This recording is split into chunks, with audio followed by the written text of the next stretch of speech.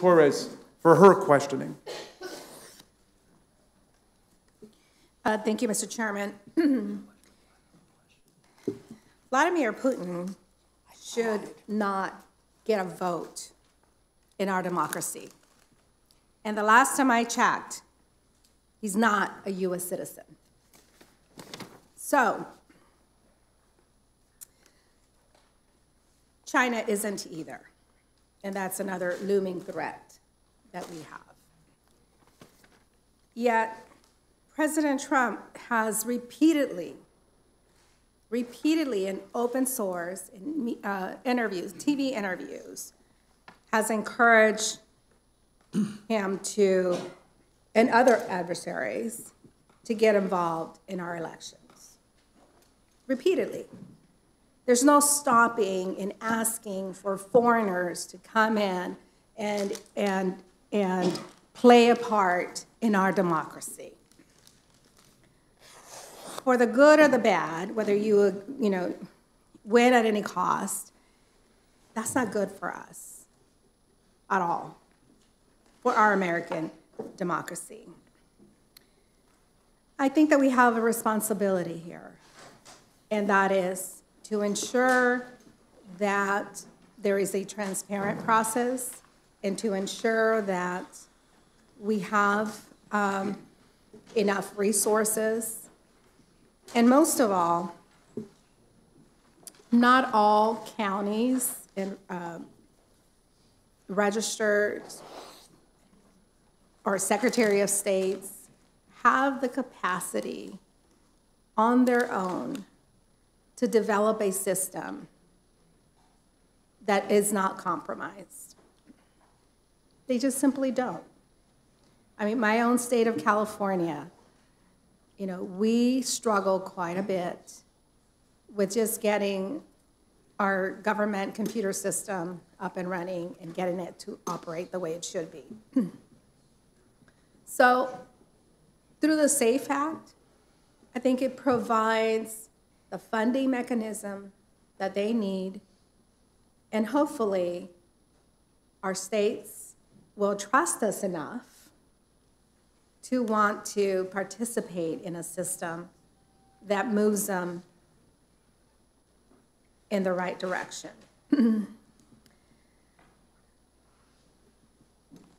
Can you explain the warnings from the intelligence officials regarding election meddling?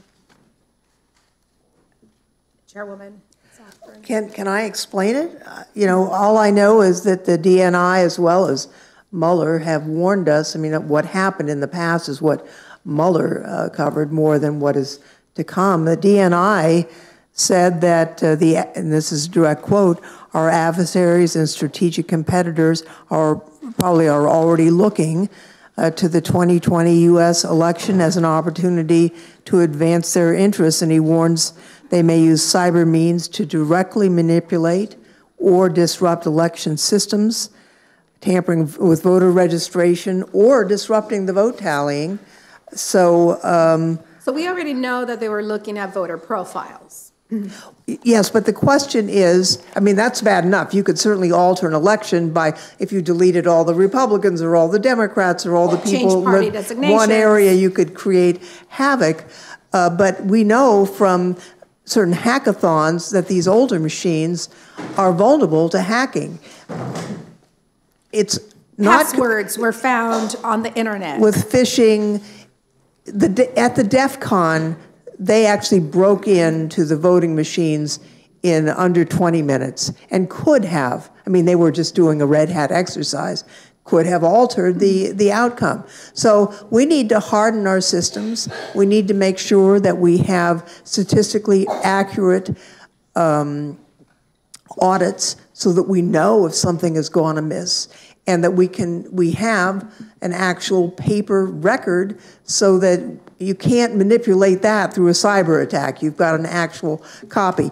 I respect my colleague, Mr. Davis. We work together on many things, but I think it's incorrect to say that this is, a Democratic voter issue. This is an American voter issue.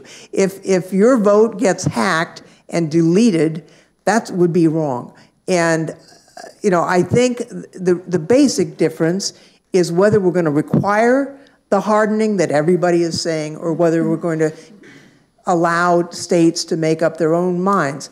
When it comes to an attack by a foreign country, I think our country has an obligation to protect against that attack. I don't think we can just hope. I mean, I was in county government for 14 years. I love the registrar of voters, but I wouldn't ask the registrar of voters in my county to assume that she's going to protect against a warfare, a cyber warfare attack. What they cannot That's not her job. Right.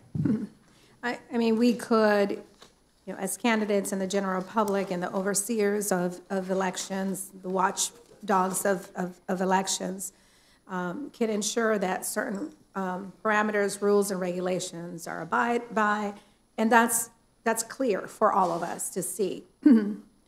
But when it comes to the internet, it is a very difficult process. I think that if we wanted to be partisan about our election system, we could have written a bill to address the issue of ballot harvesting that occurred in a Republican congressional election recently. But we didn't do that. I tried in committee. But that would have been even, that you could see, maybe it would be. I certainly would love your help. You know what? I would love your support on that amendment later here. We've got 2.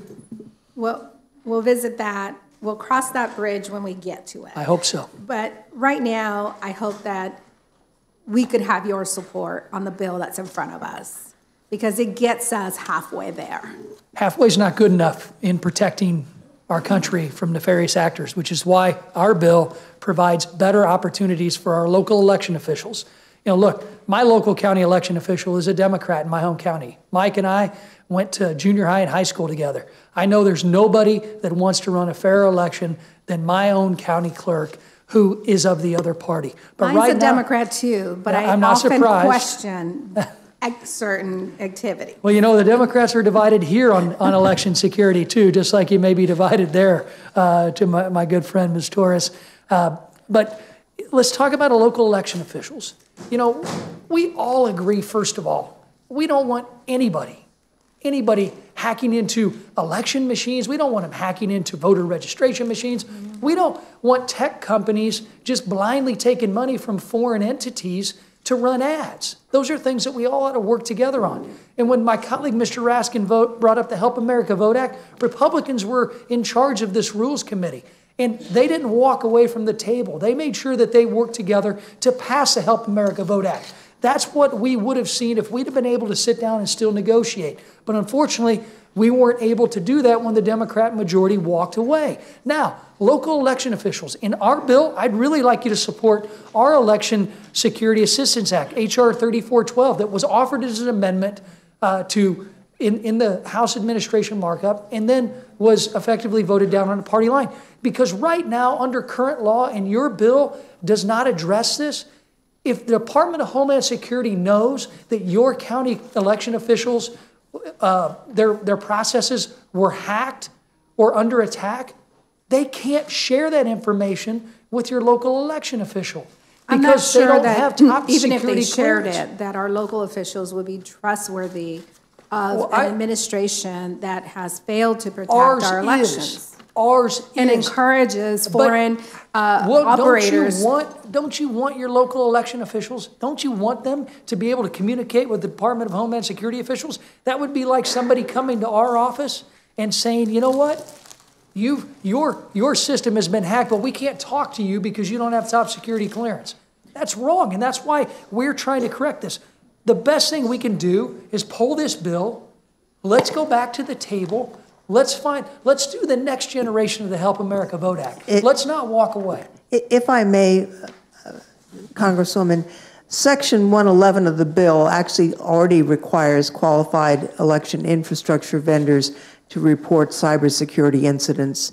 The vendor has to notify both the Election Assistance Commission and DHS, and would also be required to notify local election agencies, the DHS and EAC, to which they were provided. And we also defined what is a cybersecurity incident. So I don't believe that the reason why we didn't support the gentleman's amendment in committee was that we didn't think it was as good as the underlying bill. It was a substitute. I'm not going to say this bill has everything. As a matter of fact, we're looking at a bill that we hope to bring forward, and we would certainly invite Mr. Davis to support it, having to do with the propaganda element of the threats that we face. But this is just the nuts and bolts of having the equipment be safe, having the ballots be counted as cast, just that. That's what this bill is about. Cybersecurity requirements for voting systems. I think that that is important, and that is the reason why I support this bill, and I yield back. Thank you very much.